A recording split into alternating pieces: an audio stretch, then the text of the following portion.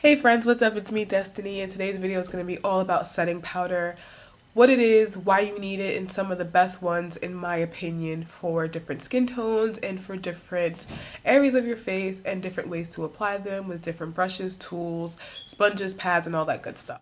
I want to start by saying sorry about the low quality video, but my card is actually full. I'm changing my setting around. One of my lamps is broken and I'm trying to curl my hair, so I have a lot of things going on, but I'm going to go ahead and jump right into the video. Okay, so many of you may know this, but some of you probably do not know this. Setting powder is usually one of the last steps in your foundation application. You put your moisturizer in your primer, then you put your liquid foundation, and then you set it so it doesn't budge, move, so you don't look too oily, too sweaty, or too porous. And it also just helps to give your skin a little bit of luminance if you choose a setting powder that has maybe some light reflective properties in it. One of the first setting powders that I show you actually does have a little bit of luminance to it, and I do have it in this area of my face, and I really like it a lot. It's really inexpensive and you get quite a bit of it for the price. Let me just clean it off a little bit.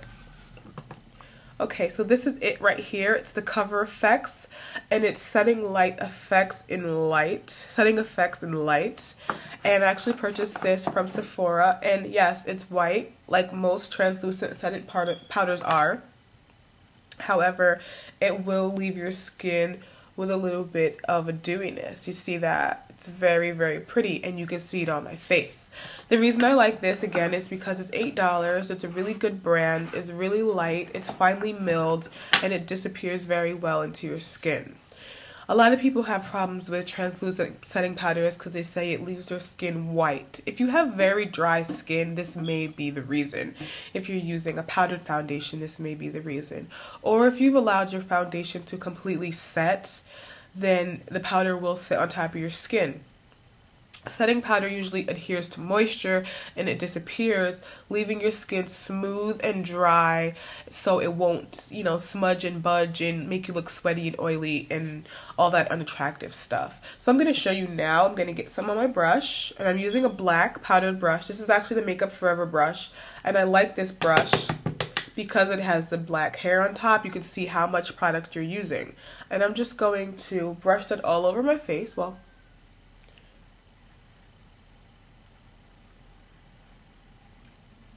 typically that is about how much you need. Now, if you have very oily skin in your T-zone area, what you could do is take something like this, roll it around your finger, get some, and then you can rub it together so it absorbs. And then you can go in the areas where you need fine tuning. And as you can see that my skin is already set, the powder kind of sits on top. But you can work that into your skin. You can work it in by tapping it. And then when you have a lot on there, not a lot, but as much as you need, you can brush the excess away and you won't have to worry about having a powdery finish. Okay, so that's one of my favorites from Cover FX. I'd have to say that my all-time favorite is definitely Makeup Forever. Their translucent setting powder is actually a really great one. It's right here, their HD powder. It's great for on-camera use because it helps to eliminate the look of pores, fine lines, wrinkles, and uneven skin texture. It's right here, and it basically works the same way. It's in a shifter jar. You shake a little bit loose. You can see I have some here. Okay, you take your brush. I'll use this brush. I like to use this under my eye area because it helps to eliminate fine lines, and you kind of just sweep it back and forth very gently. Okay, when you're setting under your eyes, you can either go like this or you can go like this. I learned this from Sam Fine. I had it in one of my other videos called Pulling Your Face. And you do this so it gets in all the fine lines and crevices, and you won't have any gaps, and you won't have a very liney appearance. So, okay. And you can also do that around your mouth if you happen to have any fine lines. That's something that's great. Another one that's really great for around the eye area is PowderFlage from Benefit. I'm sorry about this lighting today, guys. This is PowderFlage from Benefit. And this has a little bit of a brightening effect.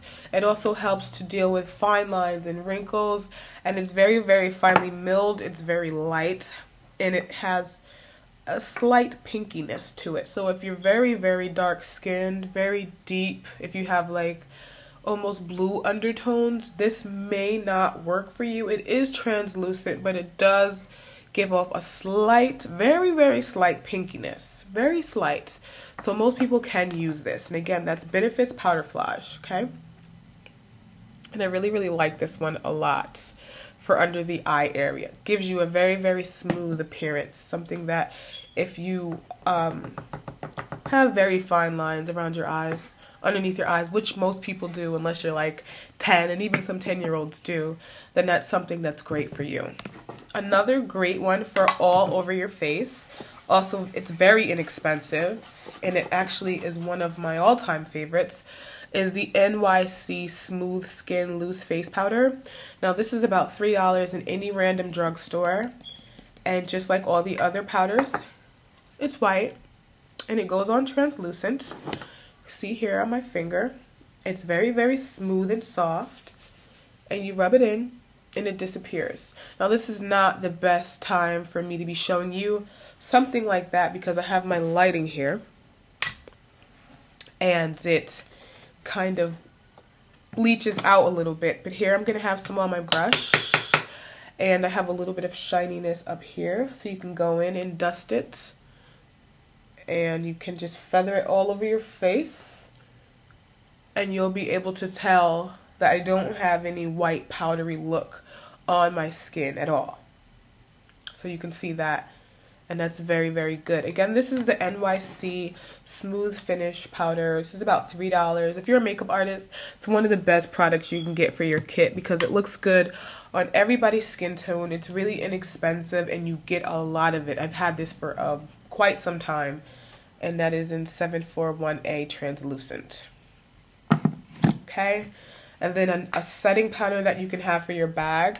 This is the Black Opal Invisible Oil Blocking Powder, and this is good for blocking oil as well as setting your foundation. And this one, it's translucent, it disappears right into your skin, but I like this one because it has a little bit of a darker appearance, and you can see that there. And it's good to use these powders with brushes that have dark hair so you can see exactly how much you're using. And I like to dust this over my eyelids for days when I'm not really wearing anything, but I don't want too much shine around my eyes and around this area too. So you don't go to hug somebody and then you leave them with a nice little souvenir of your face. That's always embarrassing because you're like, okay, do I say something? Do I not say anything? Do I hope they hug somebody else with makeup on? You don't want to worry about that. I have two from CoverGirl. One is Translucent Honey and one is Translucent Sable. Now, they're pretty translucent, though they do have colored, a colored base, and they have colored sparkles. Just about any African American or darker skinned Hispanic woman can use this. I wouldn't recommend using this if you're Caucasian because that is the color it is. It's brown. And it glides into your skin, pretty translucent, but it is going to leave you with some color payoff. It is. It's a dark powder. You can see it here. You know, if you'd like to use a very, very, very little bit to give your skin some warmth, that's definitely a decision that you'd make. But you can see it here in my brush. It's a darker powder. And this is something like if you're using a little bit of, what is it? A little bit of tinted moisturizer and you want a little bit more coverage and setting, definitely CoverGirl Translucent Sable would be something that's really great for you. The next one is Translucent Honey, and about anybody could use this. This is a very, very pretty honey colored powder. Here you can see it right here. It has a nice light reflective in it, and I like to take a little bit on my brush tips, bounce it in the cap, tap off the excess, and sweep it in my T-zone area because it has slight yellow in it, and it looks really pretty. And you can just go ahead and do that. if you like to set different areas of your face with different powders, as I do. I may do a matte powder all over or around the outside of my face, such as my Makeup Forever. Then on the inside, I may use my Cover FX or my CoverGirl Translucent Honey. That's right here. It's number 420. It's available in any drugstore or anything like that. And then my next one is kind of a specialty powder. This is DermaBlend. Now this one you apply differently. This is the whitest of all powders, I would have to say. It's right up there with the Makeup Forever. It is super, super white. So there you go. But it's also very translucent and it's very long wearing. The way you wear this is you take a pad like this, tap off all the excess, and you apply it to your face just like this. And I know you're like, oh my god, it is so white. It is so white. She looks crazy. So you sit there and you do whatever you're doing and you let it sit for a few minutes and you let it set. And then you take a very fluffy brush and you blend it away. Okay, now this is for 16-hour wear. This is for on-camera wear. This is for you're going to be out all day and you don't have time to keep reapplying, or you don't have someone that's going to be there blotting you, your makeup artist or whomever, you know, or you're going to be out in the extreme sun or in the extreme elements. And this is a really, really great powder. This is how that works. Their makeup is actually really good too. If you have any extreme birthmarks or anything on your face, DermaBlend makeup is highly, highly, highly pigmented and definitely something worth checking out. Okay guys, so that is it for my powder video. This is all the setting powders that I use. I also use powdered foundation sometimes, but when you use powdered foundation, you're more likely to get smudges on your clothes or in other people's clothes, which is even worse. Okay, so I hope this is very helpful. As you can see, all of the colors blended into my face very well.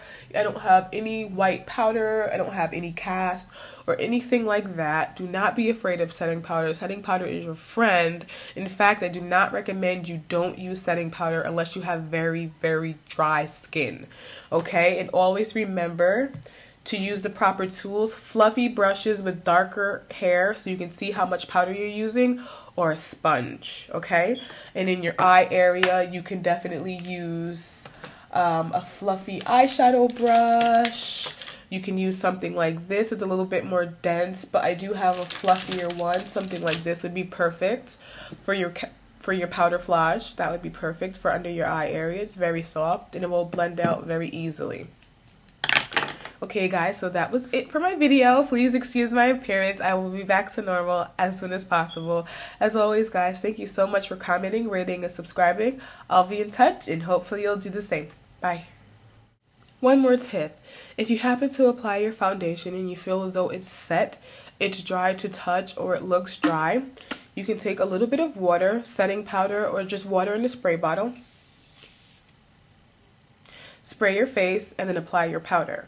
And if you've applied your powder and you feel as though it looks a little bit too dry, you can definitely go in with a setting mist or a Fix Plus type spray and go ahead and take care of that.